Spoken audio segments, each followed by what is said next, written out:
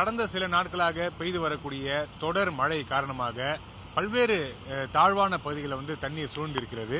நம்ம இப்ப இருக்கக்கூடிய பகுதி சென்னை வியாசர்பாடி முல்லை நகர் பகுதியில் தான் நம்ம இப்ப இருக்கிறோம். இந்த காட்சிகள் மூலமாக நம்மால உணர முடிகிறது எவ்வளவு தண்ணீர் சூழ்ந்து இருக்கிறது, இந்த பகுதி மக்கள் எவ்வளவுக்கு பாதிப்புக்கு உள்ளாகி இருக்கிறார்கள் என்பதை நம்ம காட்சிகள் மூலமாகவே நம்மால் புரிந்து கொள்ள முடிகிறது.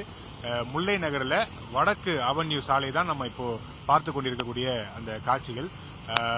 பொதுமக்கள் தண்ணீர் சாலையில அதிகமாக தண்ணீர் சூழ்ந்திருக்கக்கூடிய காரணத்தினால பொதுமக்கள் அவருடைய வீடுகளுக்குள்ளேயே முடங்கி இருக்கக்கூடிய ஒரு நிலைக்கு தற்போது தள்ளப்பட்டிருக்கிறாங்க. அத்தியாவசிய பொருட்களான பால் மற்றும் உணவுப் பொருட்களை வாங்குவதற்கு கூட வெளியே வர முடியாத ஒரு நிலைதான் தற்போது நிலவுகிறது. கடந்த 2 நாட்களாக இந்த வடக்கு அவென்யூ சாலை முழுவதுமாக வெள்ள நீர் சூழ்ந்து இருக்கிறது. இந்த பகுதியை ஒட்டி இருக்கக்கூடிய முல்லை நகரில் இருக்கக்கூடிய பல்வேறு பகுதிகளில் இருந்து தேங்கக்கூடிய தண்ணீர் தாழ்வான பகுதியை நோக்கி வரக்கூடிய காரணத்தினால படிப்படியாக தண்ணீருடைய அளவு அதிகரித்த வண்ணம் இருக்கிறது. ஏனென்றால் இந்த பகுதிக்கு அருகாமையில் தான் கால்வாய் இருக்கிறது.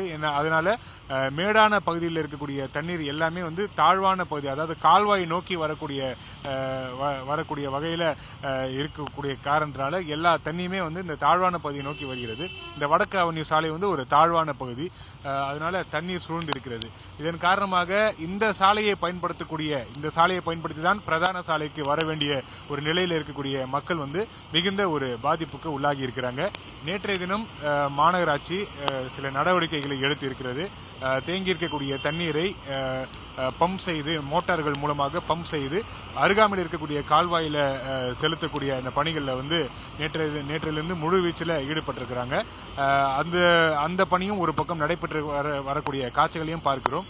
தொடர்ச்சியாக அந்த மோட்டார் ஓடியபடியே தான் இருக்கிறது.